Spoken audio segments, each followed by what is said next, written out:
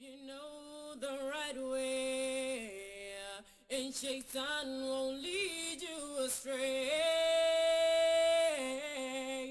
and you know that Islam is the right way, and if you don't know for sure what may happen to you, this is a dua I will make for you. I may dua the truth will come to you. I may dua the truth will come to you.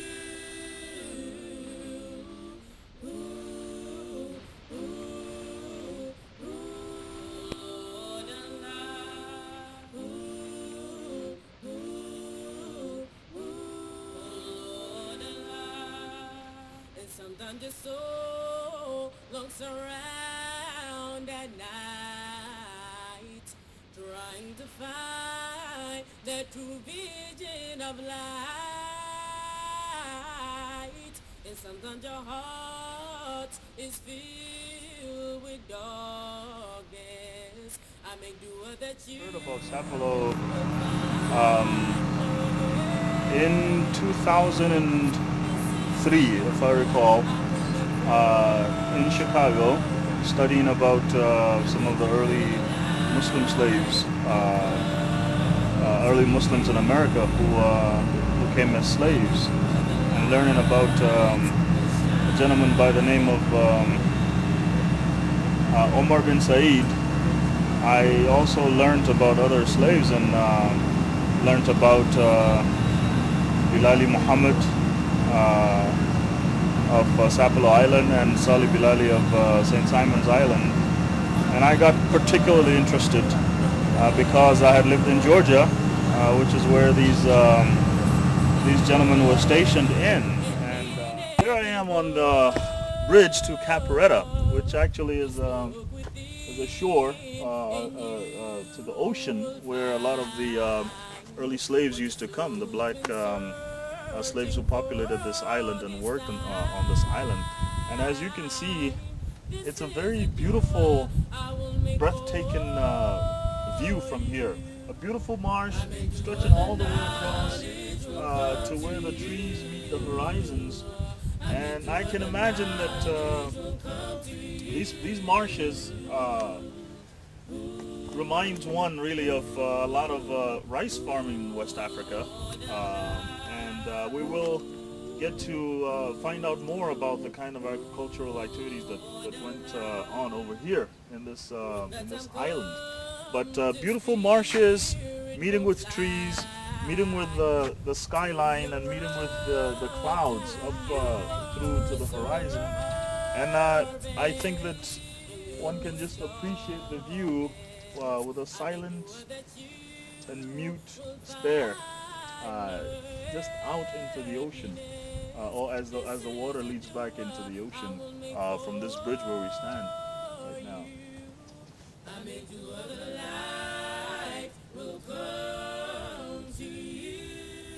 And there's a serenity. Must be the ones I see in pictures of Savannah.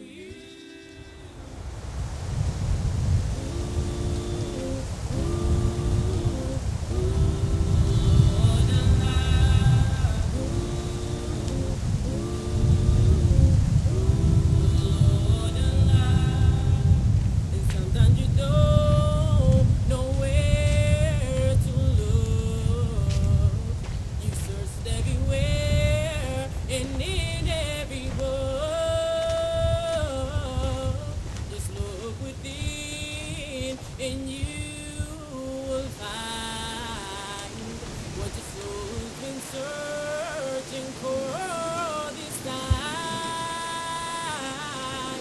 This is a dua I will make for you.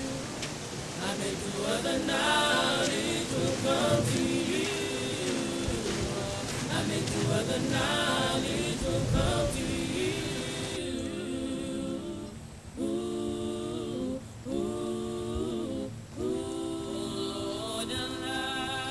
Ooh, ooh, ooh, Lord Allah. When the time comes, the spirit will fly to your road, to whom you are servant. And when you see his divine,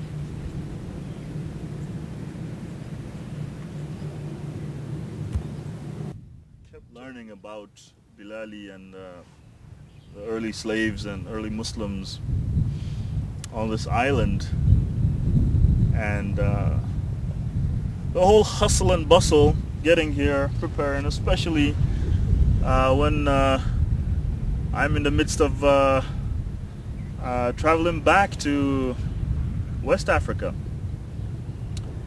And it's a special moment because here I am coming to this island to which a man from West Africa was brought, and he lived an exemplary life as a Muslim and as a leader of his community and as a father and as a husband and as a man who was put in charge to take care of other people, a man better educated than even his slave owners. So coming here and the whole momentum and the boat ride earlier and the whole build up, the whole rush of coming down here and walking through the marshes and seeing the beautiful marshes and walking beneath the beautiful live oak trees, and to just walk in here and just walk into this magnificent scene, this magnificent scenery way out there into the ocean where it meets the sky and the whiteness of the sand. One cannot help but be overwhelmed at the majesty of the creator of all of this, and one cannot help but be touched and extremely moved by the fact that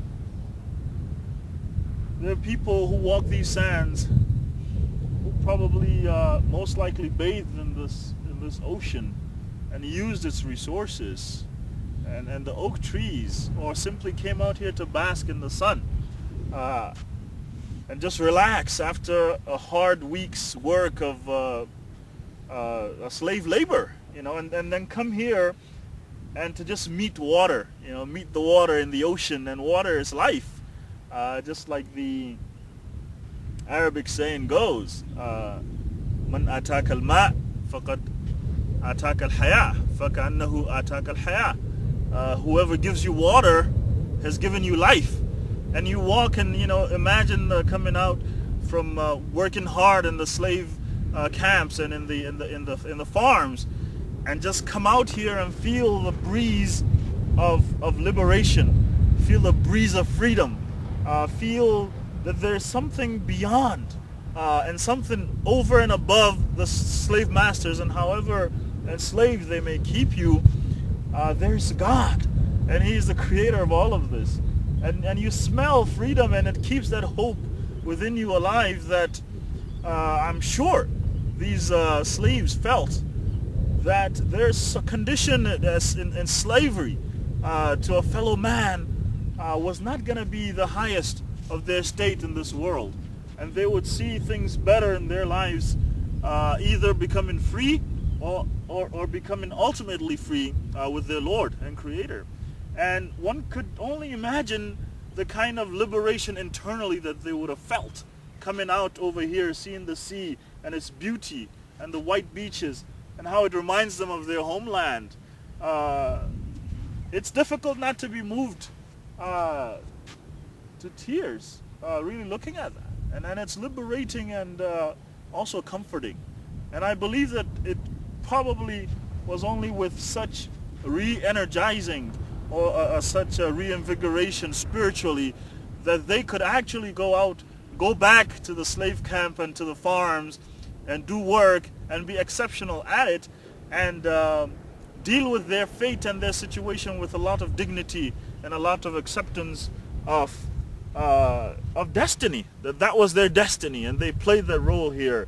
And my name is Bashir Mundi, and I am from Nigeria, and I've lived here in Georgia for close to 9 years, and returning back home, decided to make this trip and really learn about this great historical part of Georgia and part of actually America as a whole. I am here at the building of an organization called SICARS, S-I-C-A-R-S, and I'm very honored to have two distinguished gentlemen here with me, actually brothers. I have Mr. Benjamin Hall and Mr. Charles Hall, and these two gentlemen have been very involved with this organization, and I will just ask them to introduce themselves first, and before we go into questions about this organization. So if I will start from my right, if you will, Mr. Benjamin Hall, if you can tell our viewers a little bit more about yourself and your background and what connects you with this island. My name is Benjamin Hall. Sapelo Island is home. I was born and spent my early childhood on Sapelo and in the Hog Hammock community. I'm currently retired from the U.S. Department of Interior Fish and Wildlife Service, where I've worked for 32 years as a fishery biologist, retired and came back home in 1994. Excellent. Let me move on now down to you, Mr. Charles Hall, and tell us a bit more about your background and your connection to this island. Like my brother Ben, I too was born, reared, grew up here, went through the first 7th grade, then on to high school, college, etc. I'm a retired physical therapist and have been back and got actively involved with SICARS in the last 5 years. In terms of what we're doing, I'm sure those will come out with the question, but Sapelo is home. It's very dear to us because that's part of our lifeblood in terms of the land, the people, and the culture. Interesting. Now, Mr. Benjamin, can you tell us a bit more about what does SICARS stand for? What do those letters stand for? And why was this organization formed? SICARS is the acronym for Sapelo Island Cultural and Revitalization Society. In 1993, the Sapelo Foundation showed an interest in helping this community survive. To be able to get the type of help that we needed, advice, especially financial help, we needed to organize ourselves into a non-profit organization. So we did that in 1994. There was this urgent need to provide jobs, preserve our historical sites and buildings, and develop some environmentally friendly cottage industries. So we organized ourselves with the focus on economic development, historical preservation, and you can't preserve the community unless you hold on to the land. So the land retention was our third focus. Being a fishery biologist, I had some expertise in aquaculture. So I came back and with the help of the Sapelo Foundation was able to establish a small clam business, raising clams commercially. It was mixed results. Our product was good, it grew off well, but we had a lot of trouble with approaches and getting the necessary leases from the Department of Agriculture. So that project really didn't go very far. I was elected the first president of the organization and later became executive director. We were able to.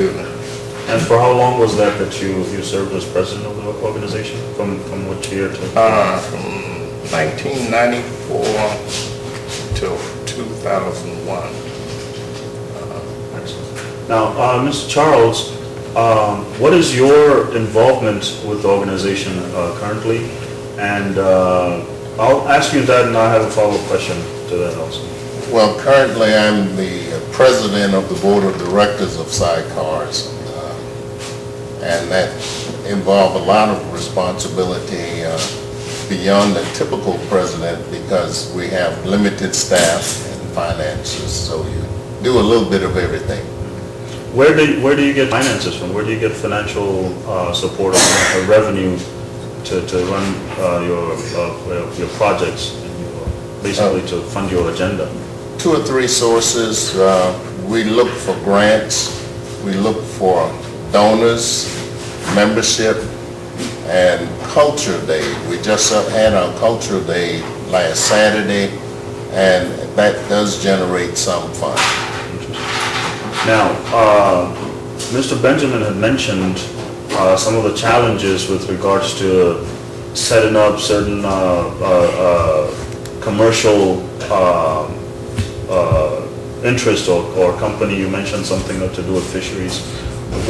In what other areas have you encountered certain challenges, and how have you dealt with those challenges outside of the aquacultural projects that you've tried?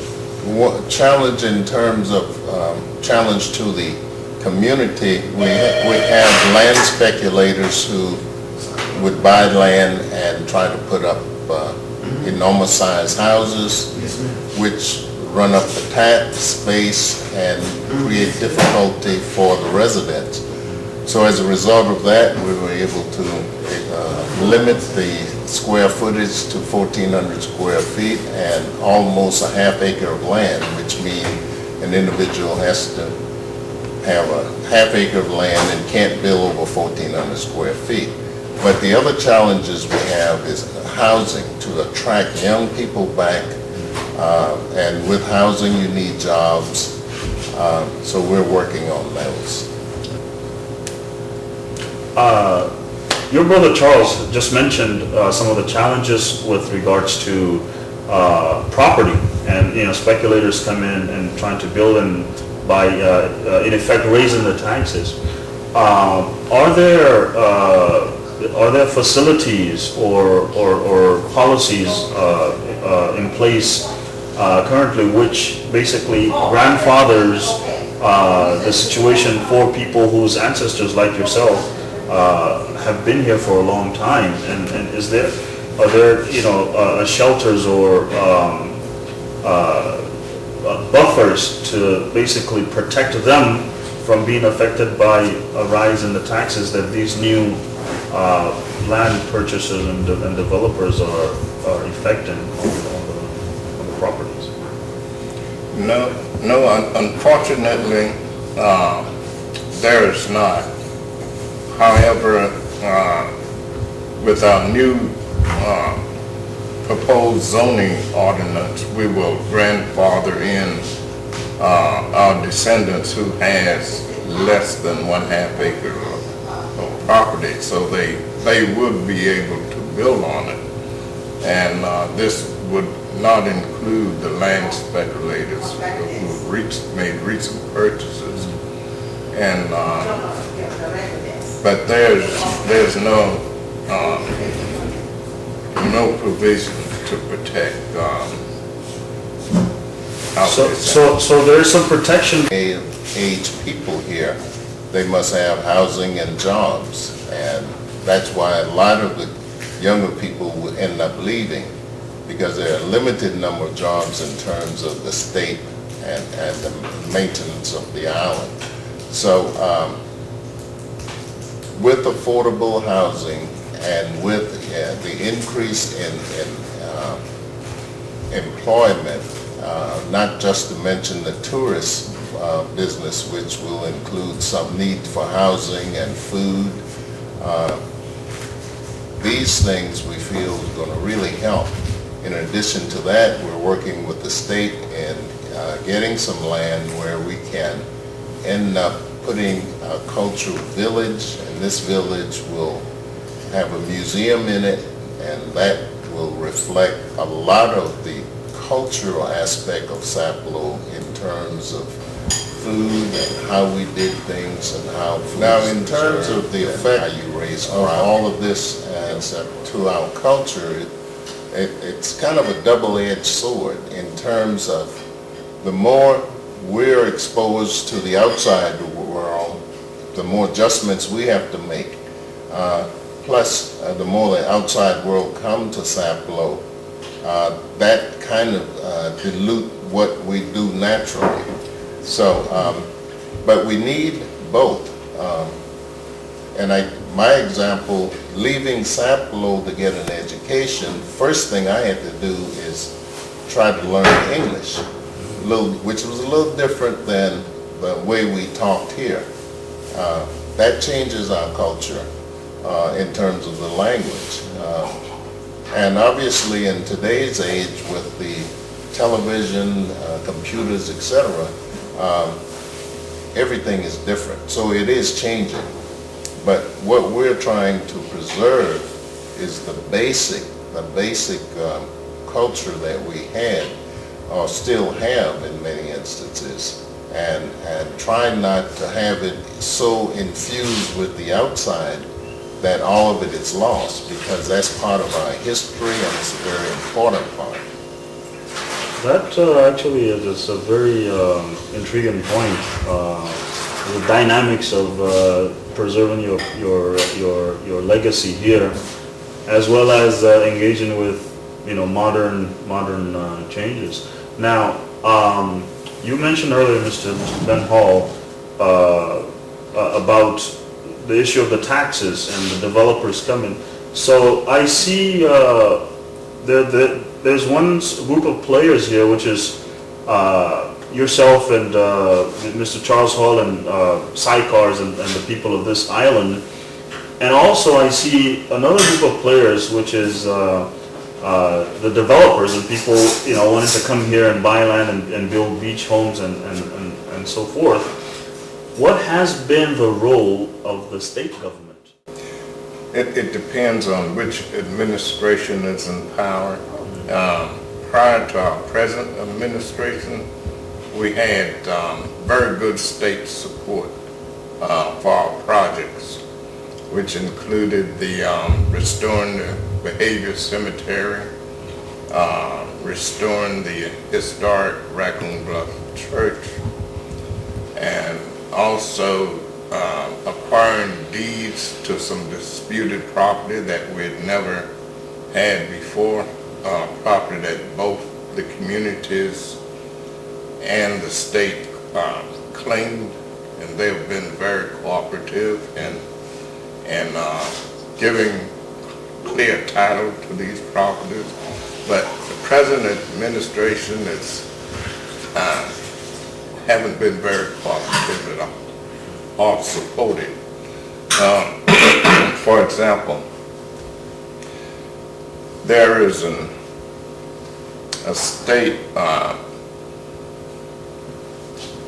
guess you call it an organization, a state agency that's called the Sapelo Island Heritage Authority. It was created to preserve land in the off-Hamlet community and elsewhere on the island and hold it in trust. For example, if a piece of property is threatened for foreclosure or for whatever reason, this agency was created to step in, purchase the property, hold it in trust for the families until they can better their situation and lease it back. However, there's no money been appropriated, so it's just a shell game, you know. It reads good on paper, but the state cannot step in and purchase these properties and hold it in trust for the community if the legislature haven't appropriated any money for the agency. So. And was this agency established by the previous administrations or no, this one? prior to the previous, but the previous administration did have some funds in the agency, but the present the present administration doesn't fund the agency, so it's dormant, really. It must be, Mr. Charles Hall, if I can imagine myself as a young man in his early 30s on the island, figuring, you know, what I want to do. You mentioned the age of satellite and computers and all of these things, and there are a lot of attractions, you know, out there and away from the island. I have a prospector coming to check out my house, which I've inherited from my ancestors here, and they're offering me very good money for it.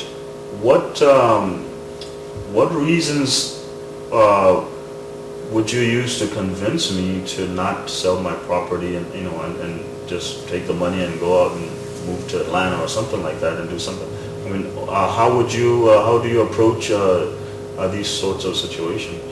There are two areas. One, try to instill in them the value of this land, not just for their benefit, but for generation to come. And the way they can do that, because the value keep going up, is never to sell it, but at least you can lease it. You can put a lease on it, keep it in the family, and not just allow it to go away for some money one time. That for generations and generations to come, this land can be productive if you're looking at it from an economic base. But by leasing rather than selling, that's one way you can keep your land in the family. And have you had positive responses with this sort of appeal to youngsters? Well, we are making sure they are aware. We mention it in our newsletter, and every time we have a community meeting, we will keep emphasizing the fact, don't sell, lease if you must do it. To give a message to the international community, and a message that basically articulates, you know, your agenda, what little thing or what major way the international community can basically help Sapelo be on its own and be preserved and continue to have this place as this great center of a great legacy and history. What can the international world do, or with African nations or other international bodies? What message would you give? Well, I think one of the biggest ways that the countries of the world can help this community is to invest in our little cottage industries that we will develop. For example, our mechanic shop, which will provide jobs and also provide a service to the community to keep it viable and keep it alive. And we need to be self-sustaining. And that's the kind of community we view ourselves as being in probably 10, 15 years. We'll be able to sustain ourselves without being totally dependent on the state, university, and jobs on the main. So our plan really is to become self-sustaining. And there'll be many opportunities for international involvement as we go forward with these plans. And a part of that also is housing. We need to develop, but we need the financing to build affordable housing for people not just on Sapelo, but descendants who would love to come back if they had somewhere to stay. And as Ben just mentioned, if we have jobs that they can work and make a living. And so internationally, we need that kind of input from anyone or any country who understand the need and will get involved. You mentioned earlier and a thought came to me when you spoke about the descendants, who may want to come back. During your annual cultural and festival day, what percentage, what kind of traffic do you get? How many people do you get coming to the island? And of that number, what percentage are people that have ancestral roots in Sapelo? How many actually come because they're from Sapelo Island? While we don't have hard figures, we bring over that day about approximately 1,000 people. However, we'll have 200 or 300 who are already on the island. Now, if you look at overall percentage, probably 40%, would you say, Ben? Direct descendants. Mm-hmm. Interesting. So there's the attraction, at least, to keep their link with their past. But a lot of the descendants come other than Culture Day, because there are other attractions such as fishing, the food, some of the basic African food dishes, hunting, and all of these things also bring people back. Church functions also. Right. Now, on our ride here on the ferry, there were a lot of hunters actually on the boat with us, and it seems like there's some big hunting event going on. How does this impact the island and those of you who have been who have basically owned and lived on the island for a long time? How do these activities impact either ecologically or in agricultural ways or economically, positively, negatively? How does it impact the island, or does it not at all? Well, Go ahead. it has a positive economic impact in that the hunters stay with a lot of them stay with people who own bread and breakfasts. So not only would they provide housing for them, but also vehicle rentals and food sales. So it has a positive economic impact. And you were going to add also? That although it reduces the deer population, the joke in the community, when the hunters come, all the deers come to run away from the woods and come to the community. So, so with that, but deers are plentiful. And but anytime you bring in more people, there is some tendency to dilute whatever is here, in spite of the positives that come along with it. That seems to be the, is it the blessing or the curse, or I don't know what to call it, but you can't do with it and you seem to not be able to do without it either. Right. But as more people who grew up the way we did, and Ms. Evans, who is a native Sapelonian, the basic root processes such as cooking, preservation of food, how you live, and what you eat and like. That's part of our legacy that we're preserving. And as you know, most of these legacy came directly from Africa.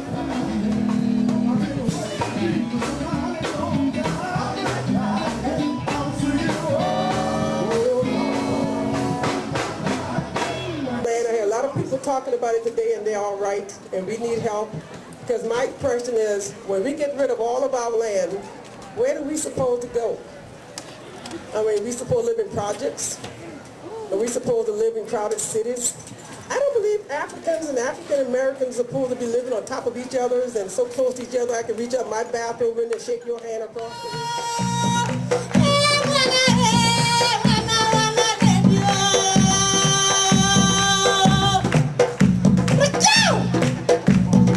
Dance of our ancestors, so rejoice and give thanks to the Creator as we bring you the genetic material that our ancestors have passed down for millenniums. We are the ones who decided to give civilization, culture.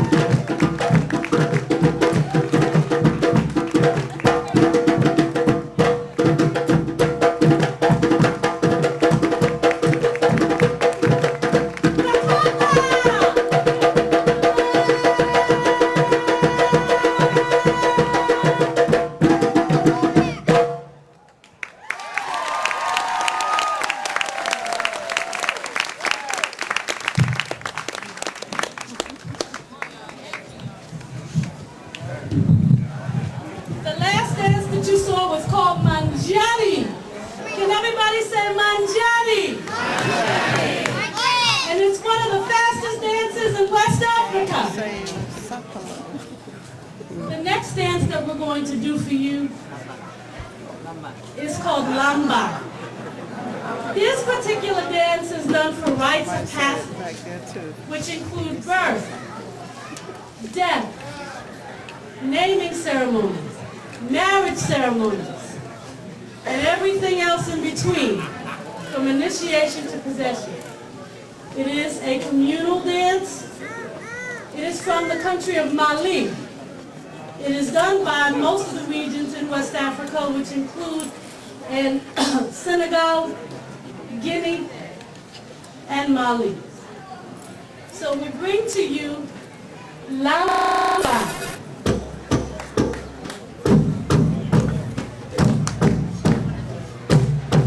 You may clap. This is participatory. Don't look at us as though we're on stage and you're in audience. You are very part of this. And it is your energy which feeds what we are doing. Sound. They go further on up. They go by a place called Tybee by Savannah. They cross over the water and they go to a place called Islos de Osos, the island of the bears. That some of you call Trench Island, that most of you think 150 people. We have environmentalists that tells us that the community of Sapelo can't hold that much people. We had over 1,000 people living on Sapelo at one time. Nobody can tell me my community can't hold more than 75 or 100 people. We can hold more than that. We need more than that to survive. My thing is invite everybody who is from here, who has property here, to come back and utilize that property. Let's make it work. We are stronger in numbers. Everybody's paying tax, that's fine. But paying tax and not doing anything with it is inviting trouble. Let's do something with it. Let's come home. Let's build something on it. Put a fence on it. Put a sign that says private property. Anything. It is ours. It's the only thing our folks had to leave us in a lot of places. Just don't get rid of it out of foolishness. My father was right, and so was everybody else, father and mother who was born and raised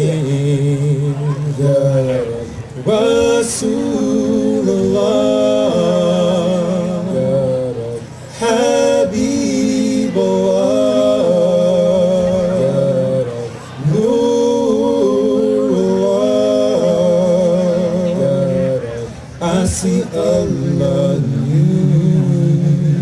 Yes,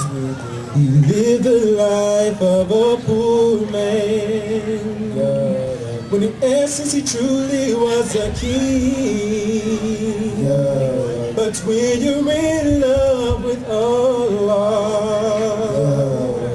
you obtain everything.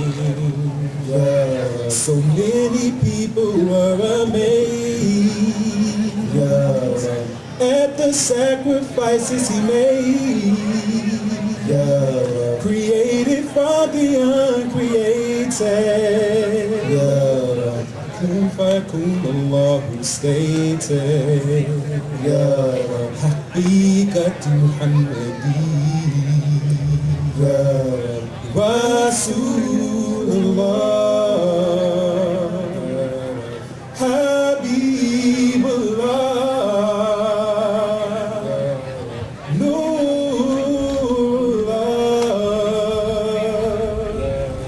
I see Allah in you, Rasulullah, Habibullah, Nurullah. I see Allah in you, Rasulullah, Habibullah, Nurullah. I see Allah in you.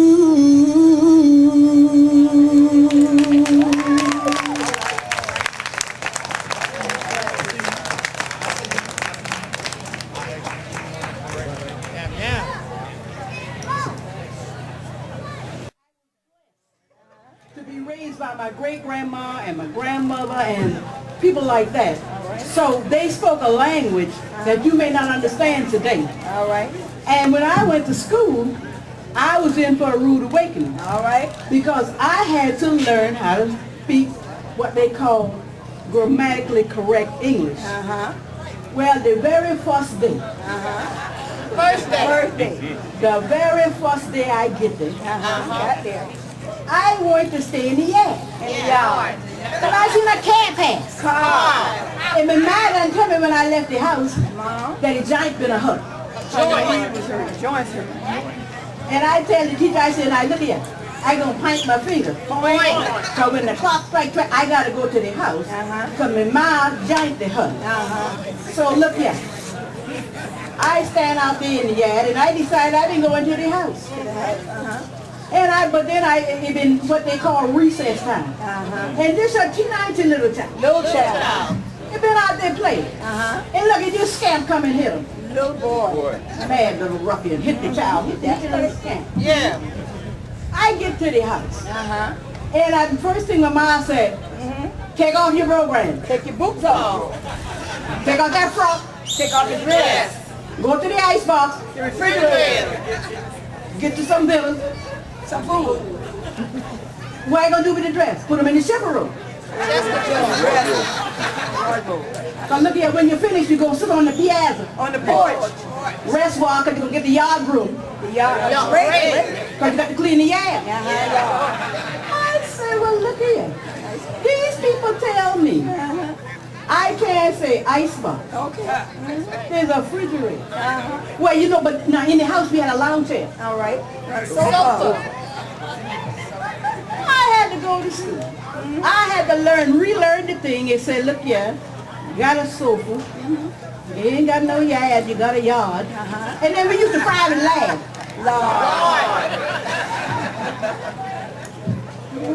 Had a wash over and a wash pot. Washing machine. What we used to do?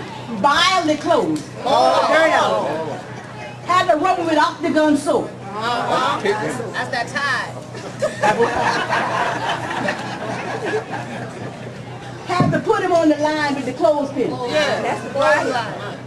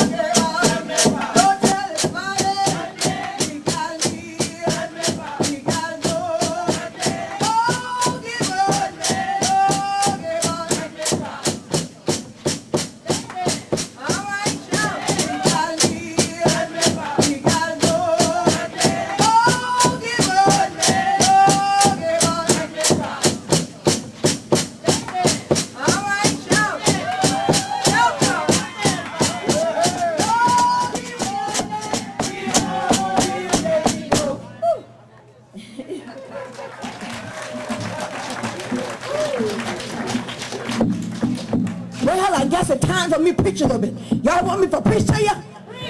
So preach down. I was going to church the other Sunday. And I looked right in the closet. I said, I ain't got nothing to put on. Something tell me, said, look up against that wall there. Bless God Almighty, I find an old frock. I take them down. I start dusting them off. You know, it had a little soda on. I said, okay, that's all right. I ain't worried about that neither at all. Yeah. Guess what color that dress been? Dress been red. That's all I had. But I said, I gonna wear them. Mess around and go and put me, I'm in a spider been in it. Moths bite me. I said, get out your spider. I going to church today. Well, sometimes you ain't quite right, you know. You ain't fixed up quite right. But I've been going anyhow.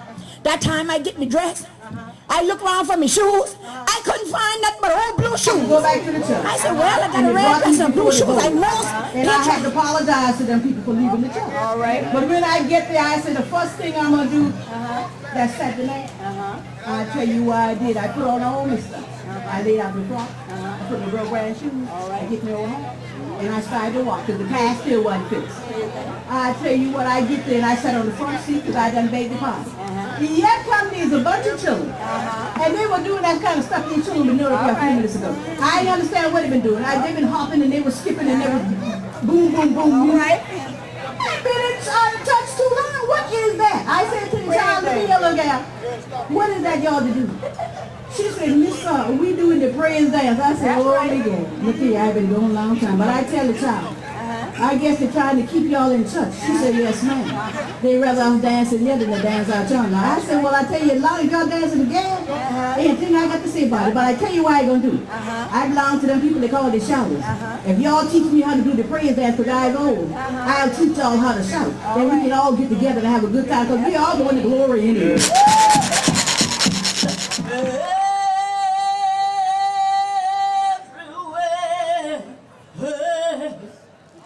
He's spreading his love, his light, and his wisdom. Granting us his supper, daily provisions, a life to, a life to, a life to happy, a life to, a life to, a life.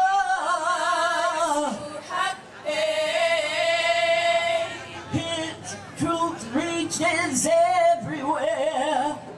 It's in our hearts and it's in the air. Its truth doesn't hurt you, it sets you free. Allah is the only reality. Allah is so. Allah. Allah is He. Allah is so happy.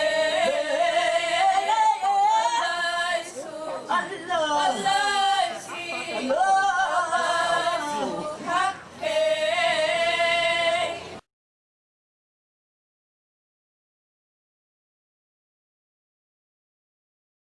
Okay. Hi, I'm Cornelia Bailey and I live on Sapelo. I'm a great-great-great-great-granddaughter of Bilali Muhammad. He's supposed to had 7 daughters and 5 sons, and like the Bible says, go forth and multiply, and I'm one of the multiplication. I live here in Hog Hammock, which consists of 63 people, and we're trying to get some sort of recognition for this community so the community can become more stabilized and more economically feasible for the people who live here and the descendants and our future kids and grandkids of Sapelo. In the meantime, we got a lot of other struggles because we have to worry about the religion aspect, we have to worry about jobs, we have to worry about potential growth, we have to worry about potential developers coming in wanting to buy our property. And once you buy a person property and you misplace people, then the culture and history goes with it. So we got a lot of issues we have to face, and sort of like, I want everybody to know that we need help over here. We need constructive help. We need good help. And so we don't want to lose the religious aspect. People ask me a lot of times, said, what religion are you? And I'm going, well, I was a Muslim and became a forced Christian because we do a little of both. We kind of straddle the fence here. We are a little bit of a Muslim, we're a little bit of a Christian. So it kind of works. It works here. So When Christianity was first brought here, when it was first recognized in the church and we built the church in 1865, everybody didn't rush to embrace this new call, this new Christian religion. So they baptized only a few people that first year, and the next year they baptized, we had hundreds of people here. So people give the impression that, okay, we are all Christians, and so when the church was built in 1865, everybody rushed over and changed. We didn't. We have a lot of things that we want to remember, we want to record, we don't want to forget. It may seem just a little bit to some people, but it's important to us. And you put all these little pieces together, it becomes quite important. So the way we bury our dead, the words we say, everything. The word Mecca finally over the years became Maker, because we grew up with your Maker resides in the east, and that's where everything is centrally located. Your prayers are said to the east. You bury your dead facing the east. The church congregation faces the east. Everything goes east because they said that's what's right. Do nothing toward the west because that's where the devil resides at. And so we don't do any kind. If you want a good fussing or even a spanking at sometime we was growing up, let mama or papa catch you saying your prayers toward the west, and you were in big trouble. You couldn't have, I mean, it's like, what's wrong with you? Are you crazy? The devils reside over there. You should get up and face that way. We have to get up immediately and face the east. So we, as a child, we learned east from west at an early age. Before we learned anything else, this was east and that was west, and you had to obey it because everything's centered around those two locations. And so we just have to keep so much, and we got so many things that people still have to do research on here. And that goes to the right people coming over, doing the right research, and gathering this information, so we all won't be totally lost. Well, now Bilali was only, it was, in some report we saw Mr. Bilali Muhammad. Okay. Now, I never seen or heard of the Muhammad anymore, but the word Bilali the name Bilali kept trickling on down to his children, grandchildren, great-great-grandchildren, and so forth. But the thing about it is, when we did a genealogy, we found him and his family, yes. And then we found these same people, their name changed to Smith. Mm. And so Smith became the overall family name. Oh, Smith. Yeah, the Smith. Mm. So we saw the Smith and the Halls. And some of his daughters married Bell and others and so forth. And then the name started changing. But the male name changed to Smith. From Bilali. Yeah, from Muhammad. From Muhammad. Yeah, because see, we had a Bilali Smith in the record. So the Bilali was his first name. That name kept traveling. Oh. The last name Muhammad changed. We never seen it no more. Oh. Yeah. Interesting. So it was that name. And will there be any reason as to why Smith? I don't know why Smith. I asked the question too: is why Smith? Why not Brown? But it was Smith. But, after the Civil War, a lot of people like to say, my grandfather was a slave. And his name was George Green. No, it wasn't. When he was a slave, his name was George. He didn't have a last name. Oh. If he wasn't a freed black man, he did not have a last name. Oh. He was George. So after the Civil War, people got a last name. Oh. Through the Freedmen Bureau, some areas they came out with a list names, and they come up and you got three brothers, you and your three brothers right there, and said, among yourself we discussed and said, well, I think we like the name, we'll call ourselves North. And so all y'all became last name North or something. And sometimes they also picked their names according to what profession they was doing as a slave. Oh. If George was a good gardener, then he probably became George Gardner. He decided, okay, I always did gardening for the master when I was a slave, so I'm going to become gardener. And so a lot of them picked the name. Just simple deduction. You see black people named Boatman. And for instance, he was a boatman. He built it. He rowed his master different places. So he became, Sam Boatman. Interesting. So a lot of times it is transferred into that and became that. Yeah. That's a revelation for me. Yeah, but they didn't have a last name. Interesting. They were not Green and Smith and Brown and Gray and so forth. You just have one name. It's not true then, or I'd like you to comment on this, that they would take the last name of the slave owner, the master. Very few. Very few did. Now, what's interesting, there was a family in South Carolina, the Pinckneys. They were all on the Pinckneys plantation. And just with all the black folks there took the name Pinckney. Here on Sapelo, there's only one family that carried the name Spalding. Everybody else, no. Came up with their own last name, but they did not carry the master's name. No. That would be, I guess, powerful or empowering. That they were now free, you know, they were free to choose. Why would you want to carry the master's name? Yeah, that's... Gee, that means that man was still having power over you, you know. And so, but no, so everybody changed their name. You know, made them give themselves a new name, a new last name anyhow. They didn't keep his name. Now tell me more about Bilali's family, his wife or wives, his children. We surmise that he had more than one wife, you know, and because we can only see Phoebe, and but then there's some people say, he might have had another wife after Phoebe died. He might have married another one. And it possibly did, you know, and but we don't find record of that because even on that one I found in the West Indies, his wife is Phoebe. Oh. Yeah. So maybe later he did, you know. Did he marry her in the West Indies or?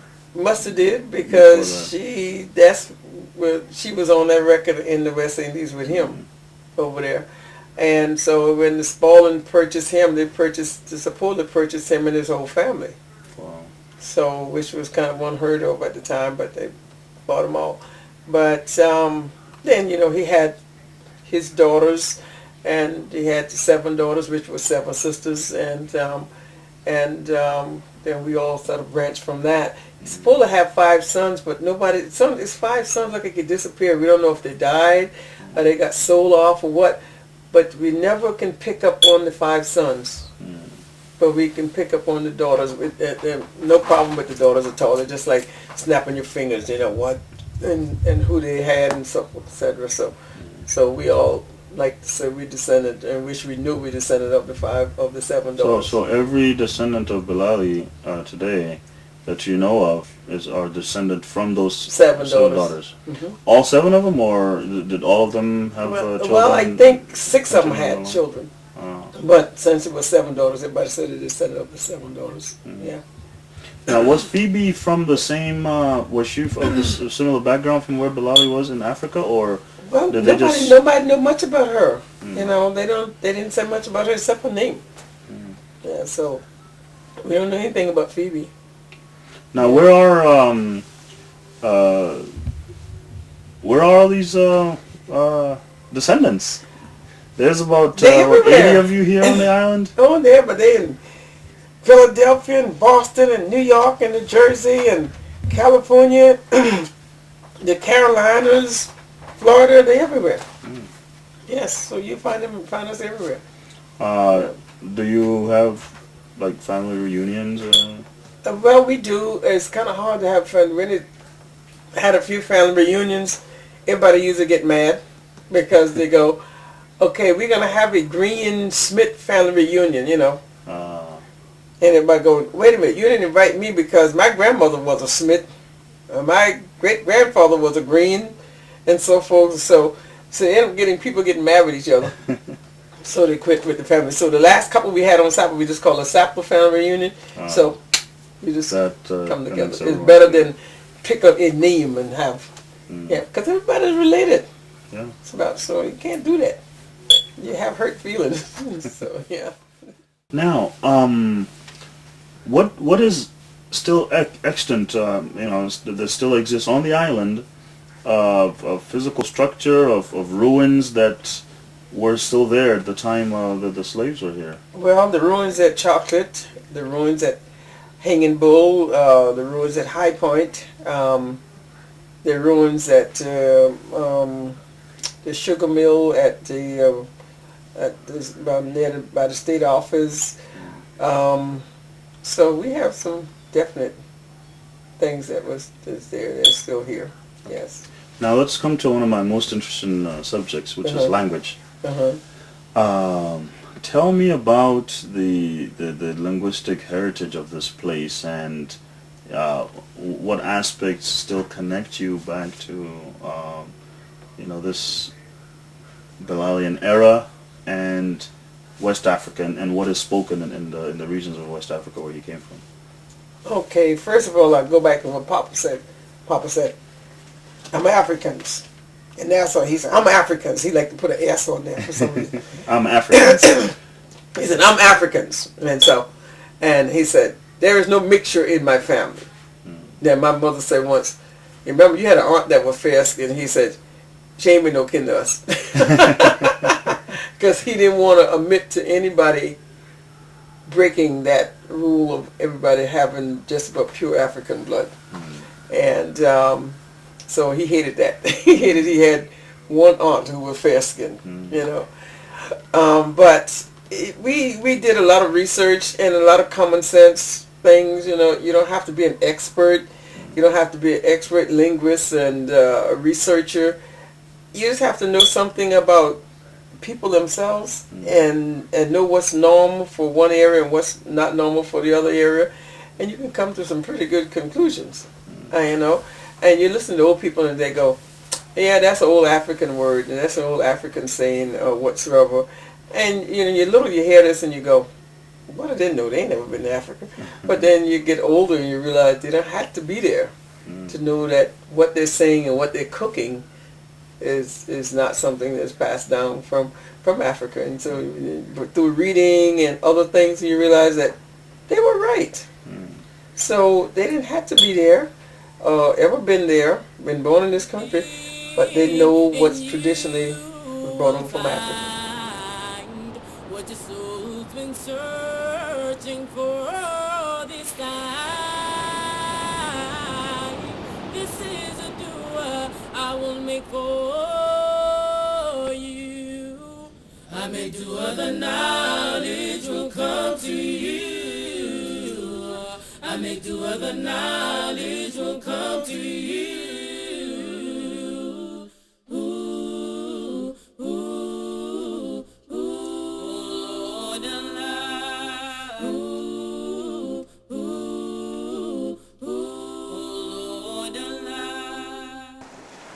That time comes, your spirit will fly to your Lord, to whom you are a servant. And when you see his divine light, your soul will yearn for that alone. This is a dua I will make for you. I may do a firdaus, it is meant for you. I may do a firdaus, it's meant for you. Lord Allah. Lord Allah. Maybe the truth, maybe the light, maybe the knowledge will come to you. Maybe the knowledge, maybe the light, maybe the truth is meant for you.